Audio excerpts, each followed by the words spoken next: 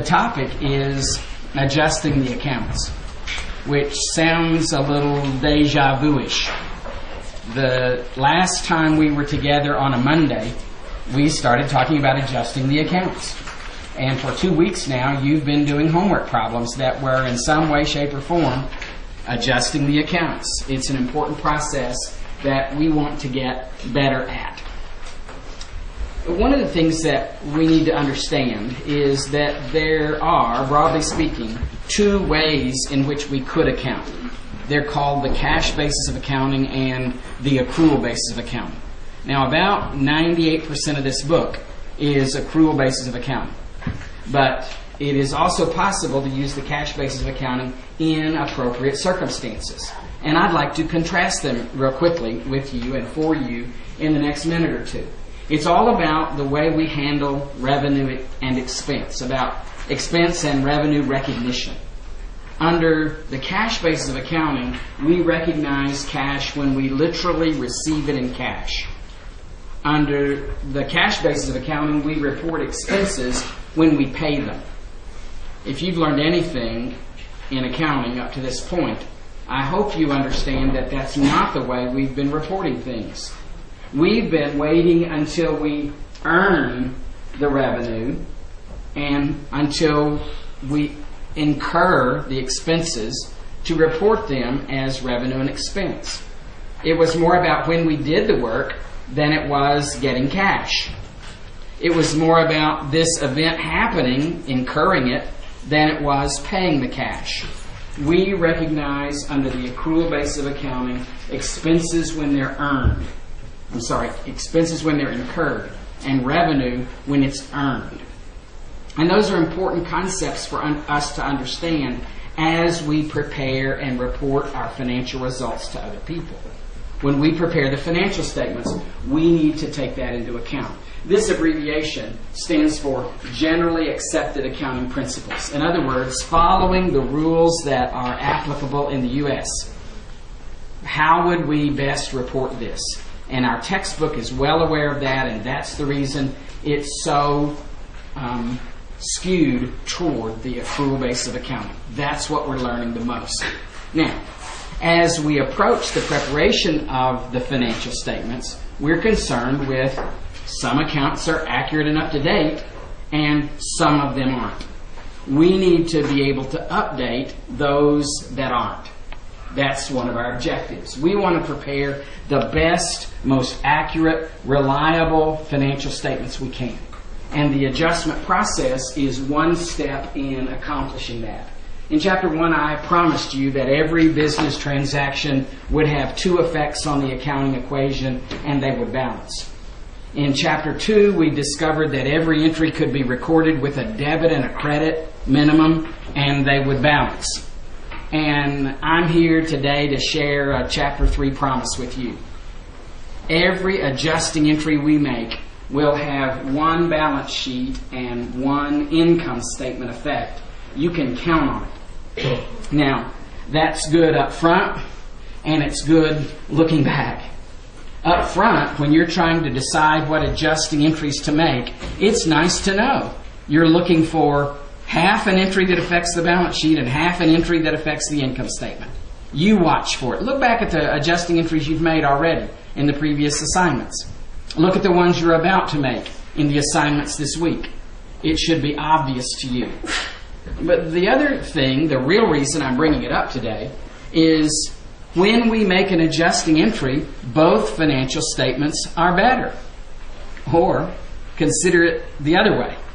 When we don't make the appropriate adjusting entry, both financial statements are worse. Did you get it? When we make the appropriate adjusting entries, both financial statements are better because of our actions. One of the words I've been reluctant to say that is the reason for a lot of what we do is a concept called the matching concept. The matching concept is the shortest summary we could give for what we're trying to accomplish on an income statement. We're trying to match. I think there are 3 important components to this concept. We're trying to get all the revenue that belongs in this time period, offset by all the expenses that we incur in this particular time period. It's revenue, expense, and time. We want to prepare the best income statement we can. When we use appropriate techniques to recognize revenue when we earn it and get all of that revenue in this time period, we feel good about what we've accomplished. When we analyze the expenses and attempt to offset that revenue with all the expenses we've incurred, matching them against revenue, then the result, net income or net loss, is the best we can come up with through the techniques that we had to work with. Matching. It seems to me that all the adjusting entries fall into two broad categories. They are either accruals or deferrals. And I kind of tempted you, tantalized you a bit, tried to provide the way until today, 2 weeks ago when we were together the Monday before Labor Day. We've talked some about how there's a pattern among the adjusting entries that we make. As part of what we're doing today is just putting labels on things that we've already done. Accruals and deferrals. One of the things I'd like for you to know about them is how to recognize them on site. I have two what I consider to be gifts for you today. Spence, may I borrow yours just for a second? One of them is the decision tree you've passed by. I'll have more to say about that in a second. The other is this timeline on the handout about the distinction between accruals and deferrals. I think that accruals can be differentiated from deferrals by when cash changes hands. It seems to me that accruals are events that are happening that are followed by the exchange of cash. Accruals lead up to the exchange of cash.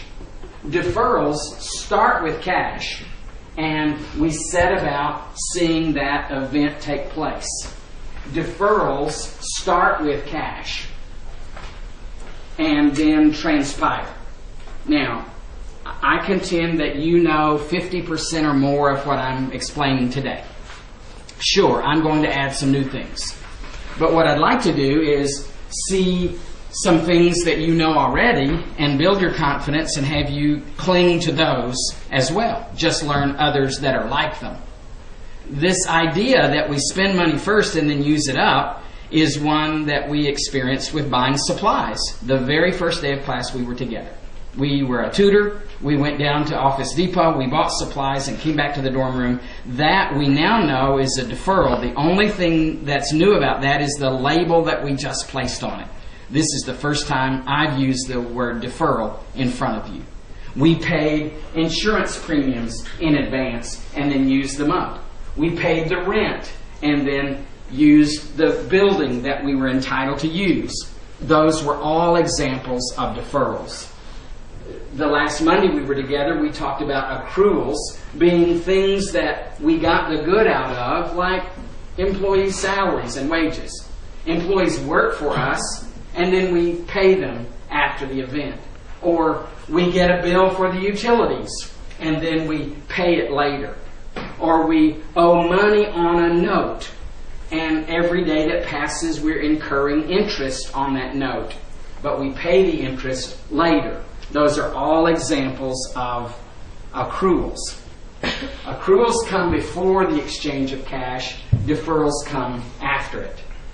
And because deferrals start with the cash exchanging hands, then we have to write something down. Deferrals have something written on the books already. Accruals don't. Accruals are happening, and there's not always a reminder for us to write it down.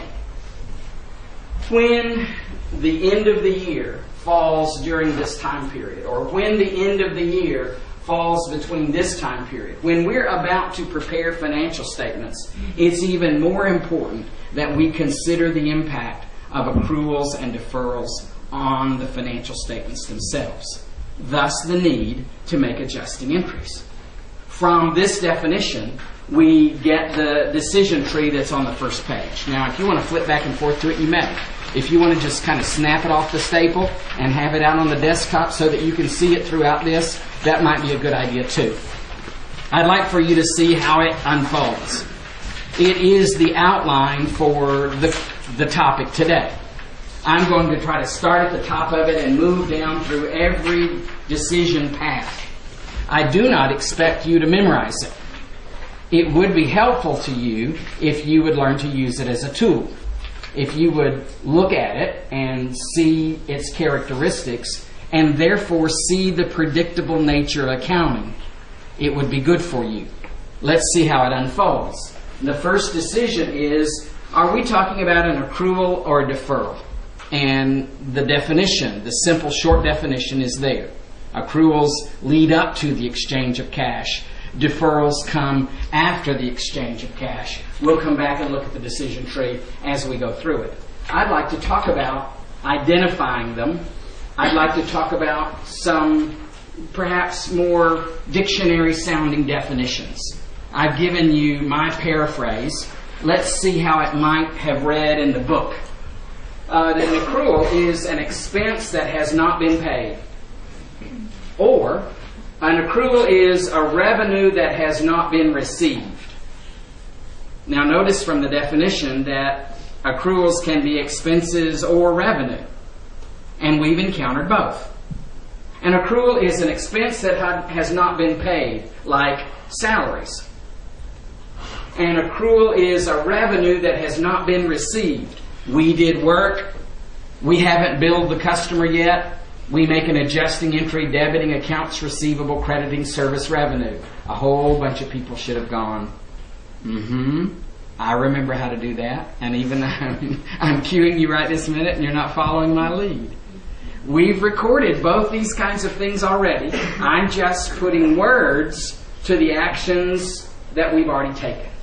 Accruals can be both expense and revenue. And I've been giving examples all of today. You should be able to write some down on your own right this minute. Salaries in the last time we were together in lecture.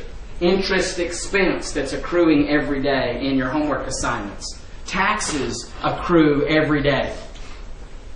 So, these are example of accrued expenses. When we perform services for customers and they don't pay us, that's an example of accrued revenue. There are others. I'm trying to give some that you've seen and heard before to try to get you to relate to the things that I'm explaining to you today. Let's talk about a definition for deferrals. The word itself, defer, postpone, put off, delay. A deferral is a delay in the recognition of an expense already paid or of revenue already received. It's the delay in an expense already paid. So when we were tutors the first day of class and went to Office Depot and bought supplies and came back, many people would have thought that was an expense. But we still had that asset when we put them on the shelf in the dorm room and waited to call them an expense later. That was the delay in the recognition of an expense already paid. When we pay the insurance in advance for a year and have it expire every day, but make no entry for it, and make an entry to record insurance expired just before we prepare the financial statements, we're calling the asset portion of that delaying that expense to the future when we would receive the benefit. On the revenue side, the book's been teasing you with unearned revenue several times now. I've been trying to delay it until this week to talk about it. I can delay it no longer. Most of the revenue that we earn, we do the work for and they pay us right then, or we do the work for and they promise they'll pay us later. Debit accounts receivable, credit, service revenue. Some industries collect revenue in advance. When they collect the money up front and haven't done the work, that's unearned revenue. Every time they do the work, they're entitled to call that revenue. It's the delay of revenue already received. Deferrals. Examples of deferrals I just gave. Supplies, insurance. When we're a tenant and pay the rent, we pay the rent for a month. We prepay that rent for the right to use that building for that coming month. Technically, that's an asset when we pay it. We call it an expense for our own convenience. Revenue examples are newspapers or magazine companies that collect subscriptions in advance. Life insurance companies collect premiums in advance. House and automobile insurance companies collect premiums in advance. Landlords collect revenue in advance. They're all examples of revenue that we've collected that's really a liability until we give them the service or the good for which they've paid in advance. These are good examples. Now notice in the definition that deferrals can be both expenses and revenue. And accruals could be both expenses and revenue. Glance back with me at the decision tree. We defined accruals and deferrals by when cash changed hands, and now as that decision tree unfolds, we see that accruals can be both expense and revenue, and deferrals can be both expense and revenue, and those are the paths that I need to take you down as fast as possible today. You need to be clinging to what you already know and allowing me to stretch you just a bit to show you some things that we'd like for you to know in addition to what you've already mastered. Here's an example for us to consider. Salaries increase as employees work each day. But for our convenience, salaries are typically recorded when we pay them. Since cash is paid after the event, salaries are a really good example of accruals. You've seen this one before, the last time we were together in this room. When payday and the end of the year don't fall on the same day, it's necessary for us to reflect the benefit we've received and the liability we've incurred by debiting salaries expense and crediting salaries payable for the amount we incurred. Every person in the room had the potential to know that before today. I'm not sure that's why we came today. I think the reason we came today was to realize that if this is true for this one particular accrual, we could broaden our perspective and realize this same thing would be true for all accruals. Let's talk about it. Let's talk about accrued expenses on the decision tree. Glance back there with me. If we're talking about accruals, if we're talking about accrued expenses, the adjusting journal entry that we make at the end of the year will debit an expense and credit a liability for the amount we've incurred. Did it work for salaries? Debit salaries expense and credit salaries payable. Sure did. What if it's interest? How about debit interest expense and credit interest payable? That works. How about taxes? Debit taxes expense and credit taxes payable. What I've tried to do is give you a generic description on the decision tree that would fit every possibility like this where there was an accrued expense that needed to be recorded. Accrued expenses. Let's talk about an example of accrued revenue. A scenario. A CPA firm is auditing a client's records. The engagement begins in mid-November. I'm trying to draw a little timeline at the top of this so you can see it. And lasts through the end of February. Every day as work is being performed, revenue is earned. Since cash won't be collected until the completion of the engagement after the event, this is a good example of accrued revenue. If we do nothing and prepare a financial statement as of December 31st, we won't be matching revenue with the right year. Because we're preparing financial statements dated December 31st, we're obligated to record that portion of revenue that we've earned and reflect it on the income statement we're about to prepare. We need to make an adjusting entry. and you've made an adjusting entry similar to this one.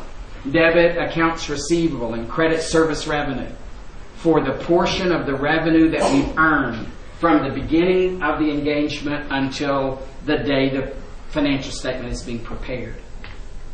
Accrued revenue. The only thing that's new about that is the term. Maybe you didn't know that was an accrual until today. You were supposed to know how to make that journal entry before today. And I'm not sure that's why we came to class today. We already knew this. I think the reason we came to class today was to broaden our mind and realize that if this is true for one item of accrued revenue, it must be true of others. Glance at the decision tree with me. If we're talking about accrued revenue and would like to know the adjusting entry that we should make at the end of the year, the decision tree describes it broadly and says debit an asset, credit a revenue account for the amount you've earned. So if we had money in a savings account and we're earning interest on it, it might be debit interest receivable, credit interest revenue. We could use this pattern and apply it to other circumstances that would have similar characteristics. They would just bear different names of accounts to accomplish the same thing. Accrued revenue. Now, one of the new things we need to learn is in the appendix to the chapters. I forget whether it's 3 or 4. It's something called reversing entries. And I'd like to do just a who, what, where, when, why kind of thing with you in the next minute or two to introduce reversing entries to you, and hope that through all the events this week that you would know reversing entries better at the end of the week than you did in this introduction. Reversing entries are exactly the opposite of adjusting entries. Allow me to illustrate, please. Could you look at me and the way I'm gesturing and imagine that it's a journal entry? Does it look like a journal entry to you? Say yes or no. No. I failed. I was thinking that if I wrote the debit first against the left margin and I indented just a bit for the credit, that you might see this as a journal entry. Would you glance again and respond again? Does this look like a journal entry, yes or no? Yes. I'm going to declare this is an adjusting journal entry. And I'm about to reverse it. Would you watch? So what can we conclude? Whatever was debited is credited. And whatever was credited was debited for the same amount as it was originally. Now, I wonder why they call them reversing entries. You with me or not? Yes. Reversing entries are exactly the opposite of adjusting entries. The question is, which ones need to be reversed? Well, I've got a short-term rule and a long-term rule. A short-term rule that works sometimes and a long-term rule that works all the time. Let me introduce them to you separately. The quick first rule that I'd like you to know is all accruals need to be reversed. Say it. All accruals need to be reversed. We'll talk more about it in a little while. All accruals need to be reversed. Just take my word for it for the time being. Well, when do they need to be reversed? In previous class periods, we talked about 10 steps of the accounting cycle. Business transactions create source documents, and we prepare a worksheet and all these other things. And the very last event was to prepare a post-closing trial balance. Our last official act of the year ending is to make sure we're in balance, prepare a post-closing trial balance. You were supposed to be familiar with that when you walked in the room. So the next morning, the next business day, when you come to work, unlock the front door, and go straight to the office and make reversing entries. Technically, reversing entries should be, I guess it's item 1/2 before item 1.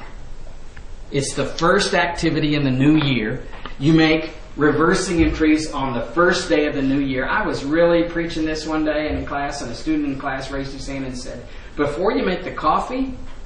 And I said, "Okay, if you want to put it like that, we'll say, yeah, before you make the coffee, let's make reversing entries. And it kind of stuck.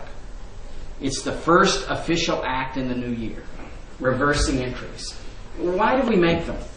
It is one of the hardest things for us to get across, and that may take all week to do. But we're going to start on it today. I think when you make reversing entries, things go better in the coming year. Things are going to work out easier. Things are going to be more normal. It's going to be the routine way you always handle transactions in the new year. We're going to talk about all of these things in the next few minutes as I attempt to demonstrate them to you. But for the time being, I'd like you to know what they are, exactly the opposite of adjusting entries, which ones need to be reversed, all accruals. When do we do it? On the first day of the new year. And why do we do it? Because we're going to be better off.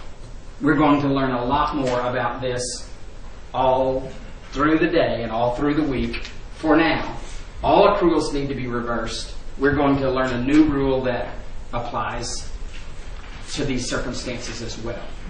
The decision tree mentions reversing entries. When you go down the accrual path, whether you're talking about expenses or revenue, it reaches the conclusion all accruals need to be reversed. It's a good tool for you to use this week and on other occasions to kind of sort out what you need to know. Let's shift gears. We've talked about accruals. Let's talk some about deferrals. We've defined them. We've seen them on the timeline about when cash changes hands. Let's see if we can't use some examples to kind of demonstrate them to you. We've talked about examples. You've written down this in other parts of this handout. Deferrals are things like buying supplies in advance, paying for insurance premiums in advance. If you pay rent, you use somebody else's building, you're paying the rent at the beginning of the month to use that building for that month. That's rent expense. These are all examples of deferred expenses. You know half of what I'm about to present. I'd like to stretch you into the other half. What you didn't know before you came to class today was there were two acceptable ways to account for deferred expenses. We've demonstrated them both to you. You are aware of both, but you didn't realize you were aware of both. I would like to raise your awareness in the next few minutes. There are two acceptable ways to account for deferred expenses. They are called the asset method, which has been presented in our book the most and is emphasized the most in the chapter and in your homework, and the expense method, which is presented in an appendix in the book, and we will be emphasizing in class. You have one homework problem late in the week that uses the expense method. What I need to give you the freedom to do is realize that both are acceptable, that really neither is preferred, that you can do both in the same company to different circumstances. We can accomplish exactly the same thing with both of these. Let's do it. Let's talk about deferred expenses. First of all, we can identify them. Students ask me when they're doing a homework problem, how do I know whether they're doing the asset method or the expense method? Or in real life, how would you know whether we're using the asset method or the expense method? Well, there's a couple of ways. How did you write it down the first time? Where was the very first transaction recorded? If in an asset account, it's asset method. If in an expense account, it's expense method. It's that simple. So let's test that one for a second. The first day of class, when we were a tutor and went to Office Depot, we debited supplies, an asset. That was asset method. But in every homework problem, when we've paid the rent for a month, we've debited rent expense. Yes? That was expense method. So you didn't know it, but we were showing you both. We just didn't put names on them. Where was the initial transaction recorded? Or you say, okay, I wasn't there when the initial transaction was recorded. Well, I just arrived. Well, look at the trial balance. If prepaid insurance has a balance and there's nothing in insurance expense, it's asset method. If rent expense has something in it and prepaid rent doesn't, it's expense method. Where is the balance of the account now before you adjust it? That's the method they're following. We need to know which method we're following in order to make the right adjusting entry. Now, I kind of did this already, but I want your feedback. I want you to realize that you've been doing both before today. Where have you been recording insurance? When you read a transaction and a homework problem that says paid insurance premiums for a year, what did you debit? Everybody said you debited prepaid insurance, which is asset method or expense method. Say something. That's asset method. When you bought supplies, you went to Office Depot and came back to the office and debited supplies or supplies expense. What'd you debit? Now, some of you are having a flashback to a conversation that we had where you were kind of riding the fence. You did both. Some discussion groups got a little extra flavor. Well, Demetrius, was it you and I that had the conversation one time about debit supplies or debit supplies expense? You remember that day? And we had a wonderful conversation that day, and I said, I want to tell you about that later. Well, the time's come. We ought to talk about that, don't you think? I think so. So where did you record the rent? You read in a homework problem, paid the rent for the month. What'd you debit? Say it. Speak up. When you paid the rent for a month, what did you debit? Say it. Thank you. You used the expense method and didn't even know it. Now stop right there just a second. That's not why we came to class today. The reason I brought it up right this minute, the way I need to stretch you right this minute, is to tell you that either of these is acceptable. We could have used the expense method for insurance. We could have used the expense method for supplies. We could have used the asset method for rent, and that's what we've got to learn in the next few minutes and the rest of the week is about these other alternatives. I need to give you the freedom to do it the other way. Let's do some review and let's stretch to new. So what if we had a beginning balance in supplies of $100? What if we went to Office Depot, let's make up a number, 19 times? Is that okay with you? Yeah? Did we just go to Office Depot once and buy supplies for the whole year, yes or no? No. We went to Office Depot 19 times. And every time we came back to the office and we debited supplies and we credited cash. When we get to the end of the year, this balance, $500 in that account, we would call mixed, confused. Some asset and some expense all stirred up together in that account. Doing nothing overstates that asset and overstates the expense. Understates the expense. We need to do something. We need to know more information. We need to go count the supplies that are in the supplies closet. If we determine that there are $50 of supplies on hand, we need to make an adjusting entry. Now, I'm confident that many of you could. I should be patient enough to wait until one of you does. In the interest of time, I'm going to do it, knowing that's not the most effective way to get this message across. You need to be thinking right now while I'm stalling and decide on that adjusting entry on your own. You are capable of making that adjusting entry right this minute. This is review. We've already been here. If we have ending inventory of $50, we're being told there should be $50 in the asset account. That's what we want to defer to the future. We need to get $50 in the asset account by making an adjusting entry for the difference. The $500 that's in there minus the $50 that we want to leave in there means that $450 of those supplies have been used. The adjusting entry we'll make will debit supplies expense and credit supplies for $450. If you're with me right this minute, say yes. Yes. Good. Let's post. Let's see what we accomplished. When we post the $450 to supplies expense, we're matching the right amount of expense with the right year. When we post the $450 credit to supplies, we've reduced it to the balance that we have. We've left $50 in the account to defer to the future. Both financial statements are better because of this adjusting entry that we made. But what if? What if? The decision tree conclusion led us to that. We're talking about deferrals. Using deferred expenses, we know that there are two ways to account for these. We can use the asset method or the expense method. On the decision tree that you have in front of you, it says debit an expense and credit an asset for the used amount. That's exactly what we did for supplies.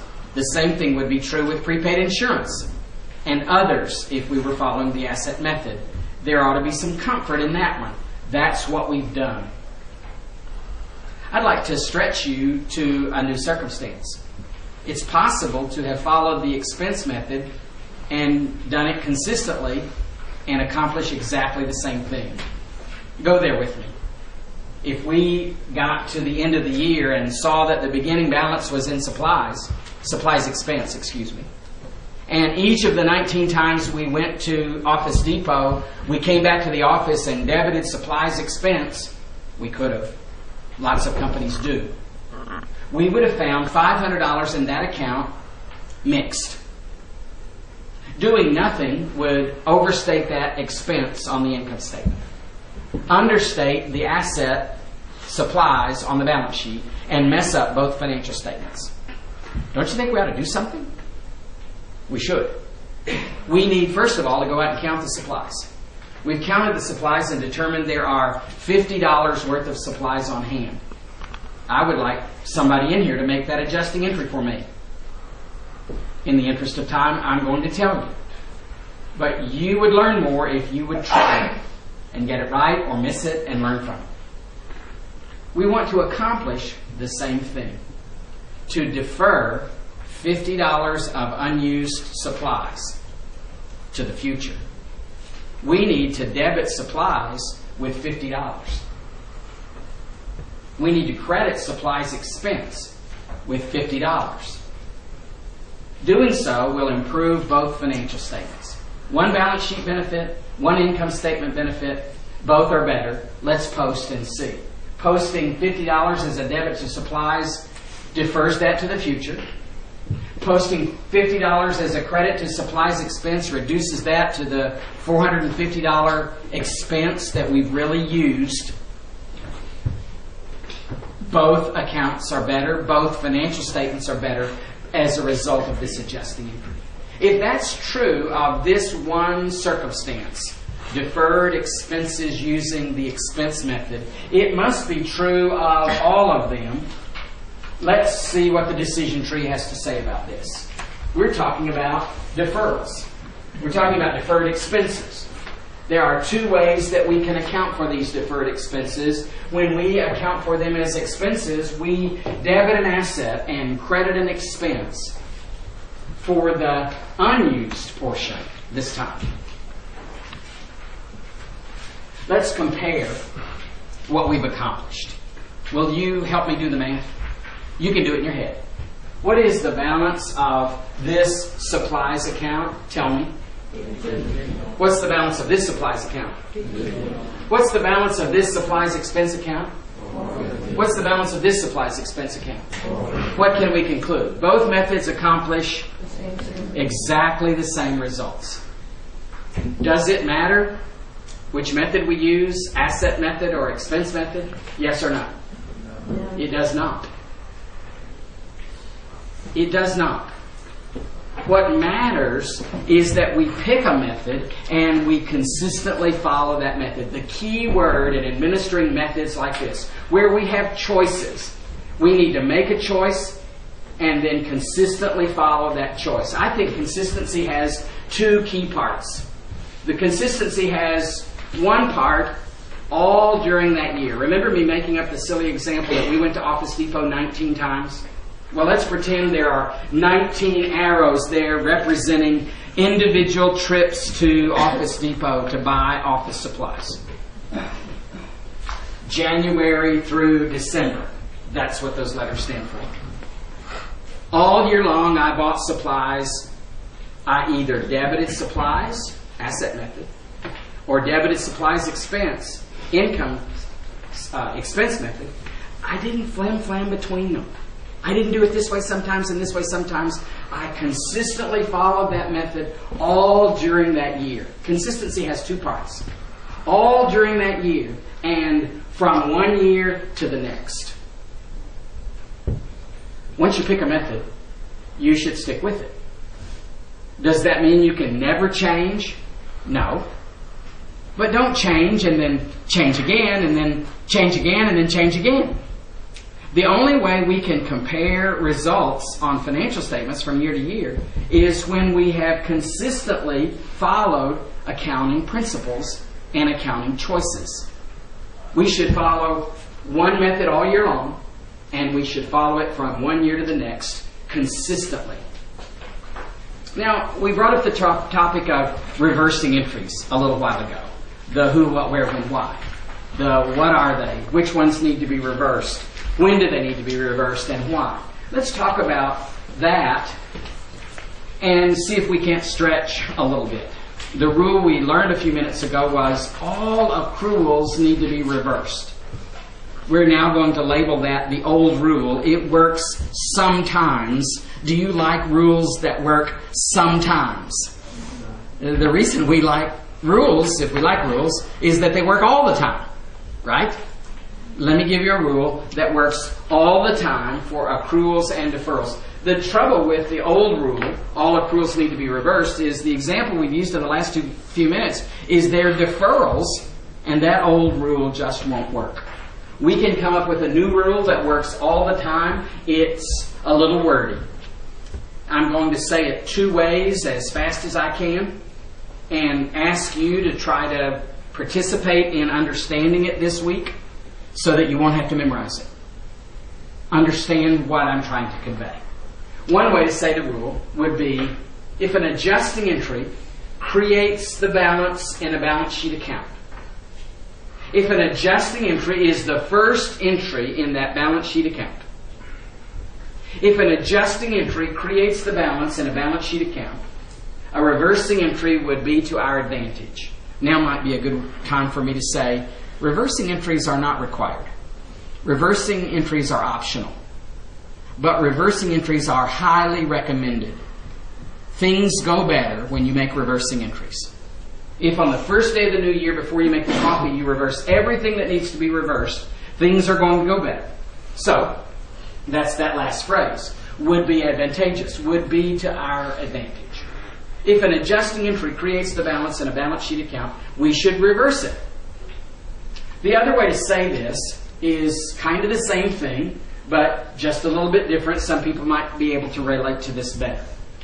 If the direction of a deferral adjusting entry is balance sheet to income statement, it does not need to be reversed. It's fine. But if the direction of an adjusting entry is income statement to balance sheet, it does need to be reversed. Now, that's when we get back to exactly the same lingo as the first way I tried to say this. If an adjusting entry creates the balance in a balance sheet account, it needs to be reversed. Deferrals start with the exchange of cash.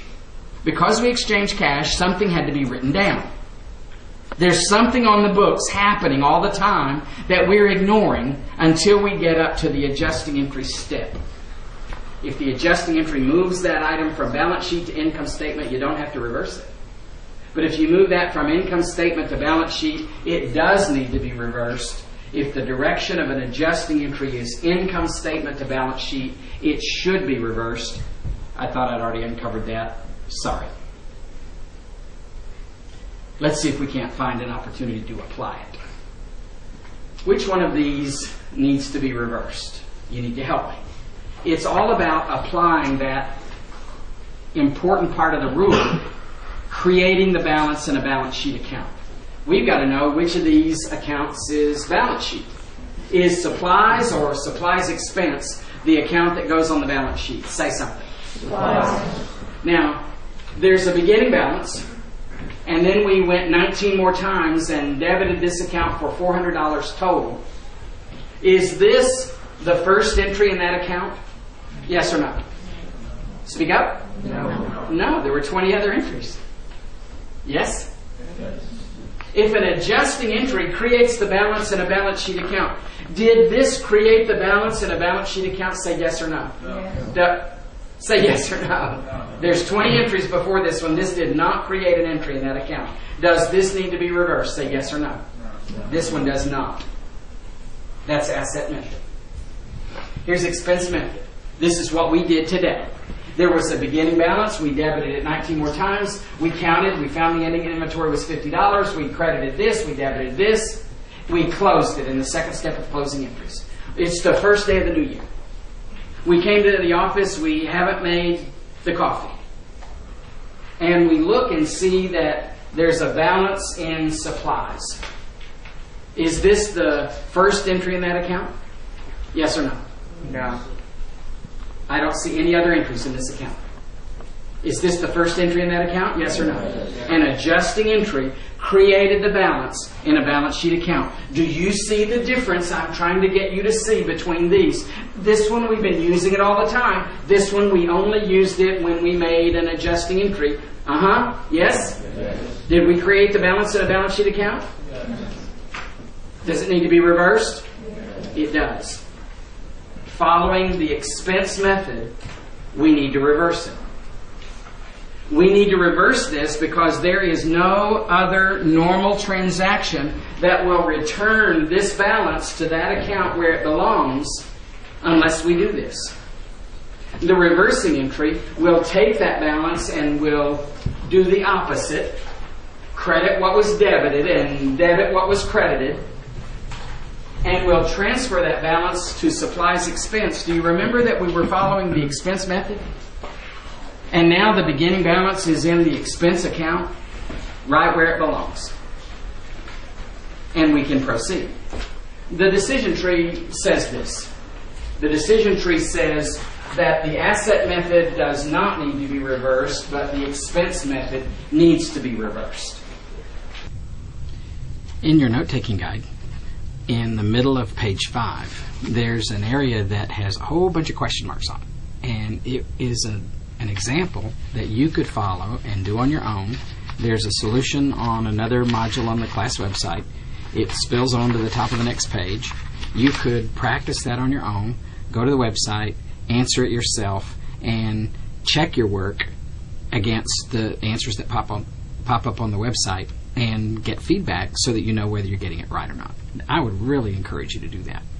I'm about the middle of page 6 in the handout, and we're talking about deferrals and accruals still. We're talking about deferred revenue this time. So deferred revenue, we've got some possibilities here. We've been doing it one way. The textbook has mentioned it to us a couple of times, but there's 2 ways that we can handle this. Examples of deferred revenue would be landlords that collect rent in advance, magazine companies that collect subscriptions in advance, life insurance companies, auto insurance companies, lawyers collect fees in advance. They call them retainers. Let's make up an example and see if we can't apply it to this situation. Let's assume that we're the attorneys for Jones Fraud and Swindle, and their year ends December the 31st. They received $1,200 in cash on September 1st for a year's service in advance. So this timeline is trying to get us to help see the facts of the situation. Here's the note, September 1st receipt, and the problem with that is that it's revenue that we've received in advance, and it's going to take us 12 months to earn it. Now, if we earn all of that in this year, then that's not a problem. But if we earn some of it this year and some of it next year, then we've got a problem in allocating that amount, matching that amount of revenue with those 2 years. There are 2 methods for accounting for deferred revenue. They are called the liability method and the revenue method. And they are attempts to answer the question, when you debit cash because you collected it in cash, what are you going to credit? Now, if you think about it, both liabilities and revenue have credit balances. So we could credit either one of those and have this journal entry work out correctly. When you debit cash, what are you going to credit? you've got two choices. Credit the liability or credit a revenue account. Let's go down each of those paths. Let's see how that works out. One of the things that students ask me is, how do you know which method they're using? Well, one of those is, where did you write it down originally? When you debited cash, what did you credit? If you credited a liability, it's liability method. If you credit revenue, it's the revenue method. And you say, well, I wasn't there. How do you know if you weren't there when the initial transaction was recorded? Well, look at the trial balance and see where the balance of that account is before adjustment. If the balance is in a liability account, it's liability method. If the balance is in a revenue account, it's revenue method. So let's consider this example for the lawyers and say this first time that we're following the revenue method. When we collected cash, we thought that that was revenue, and we credited fees earned for the $1,200 on September 1st. Now, we've done some counting and some calculating, and it seems that 4 months have been earned by the end of the year, and 8 months won't be earned until next time period. So that's the allocation we're attempting to make. The 4 months earned and the 8 months unearned. Consider for a moment doing nothing. If we don't do anything, we're going to overstate revenue, we're going to understate liabilities, and we're going to mess up both financial statements. We need to do something. By recording the adjusting entry, we can make both financial statements better.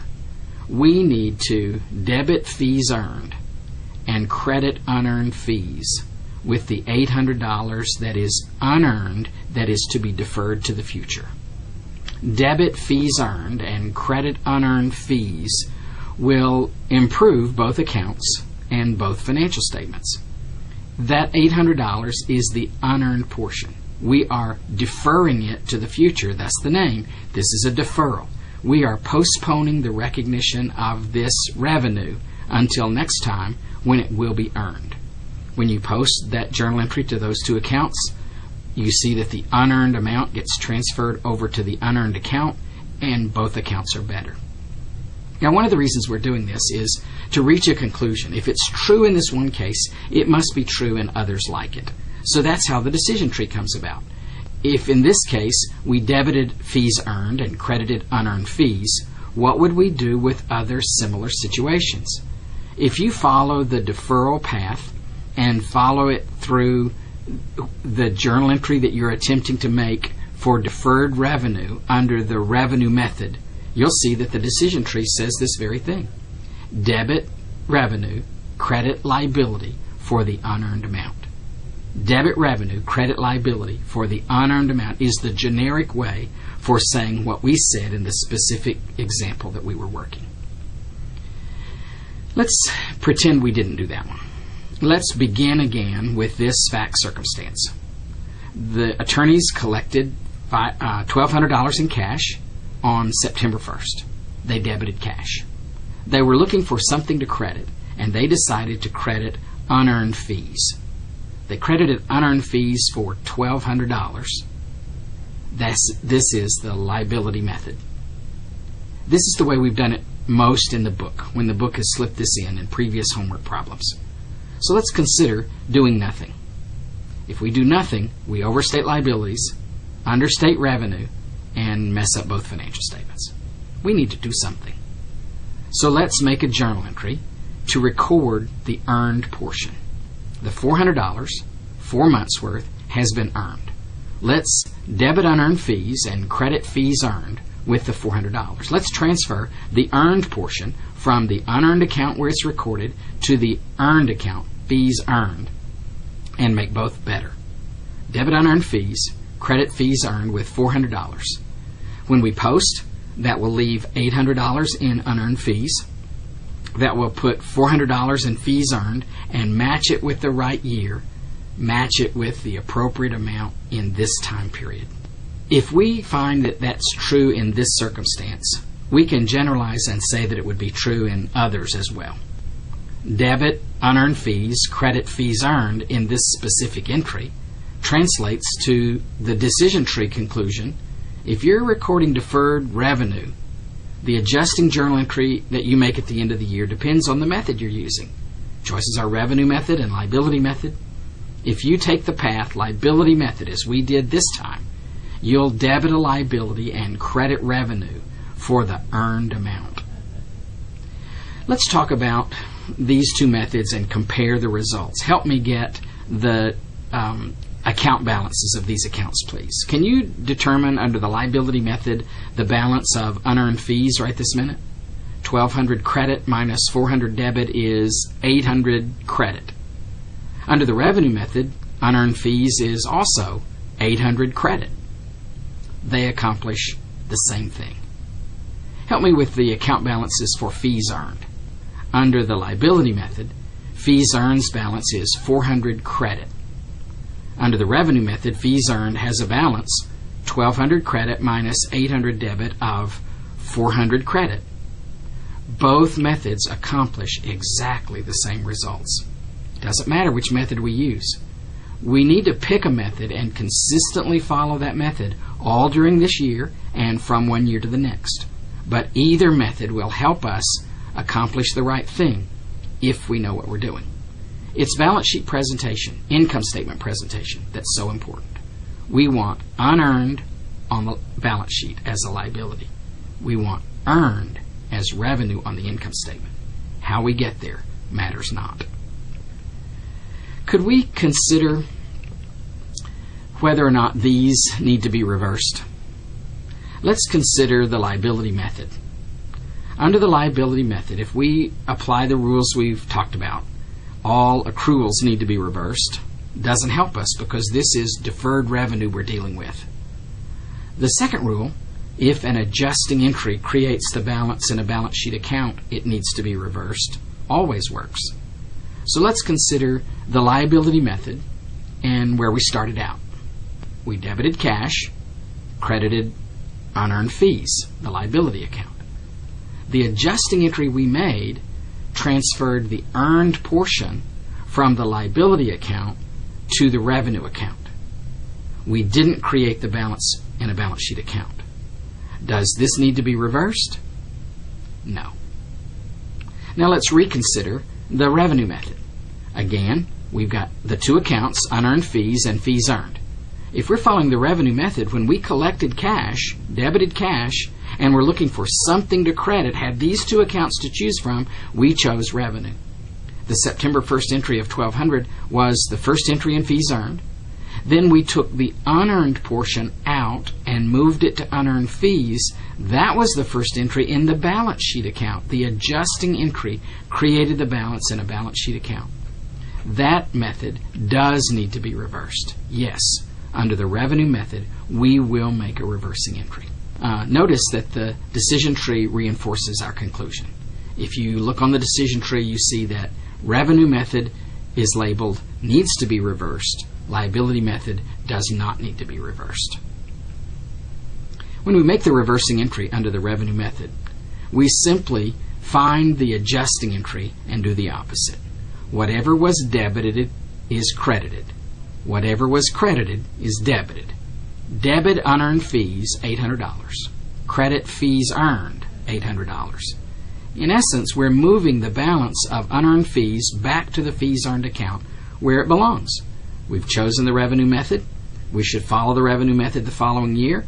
The revenue is in the revenue account, right where it belongs. No further entry necessary. It's right where we want it to be for the following year. There's another set of questions that you could work. It relates to unearned tuition. It's very much like we did, but it would be great reinforcement for you. You've been provided in a handout a place to take notes and follow along with this. And on the class website, there is a PowerPoint presentation that is considered to stand, was intended to stand alone. More words on the screen, no audio, no video, to let you work through it at your own pace. I would highly encourage you to find that solution on the website and work through that. Take it like a quiz. Try to answer the questions and then click, move to the next slide and see the answer pop up on the screen and reinforce your understanding and confidence. Thumb through the lecture handout. Did you notice some areas that we skipped that had big questions? Those are practice problems for you that are on the class website. And if you would like to go to that out-of-class lesson, it's just a PowerPoint thing that doesn't talk. It's got more words on the screen than usual. It would be good practice for you to go through those and practice them and see the solutions on the computer so that you could think and decide and take notes and benefit. I hope you have a great day.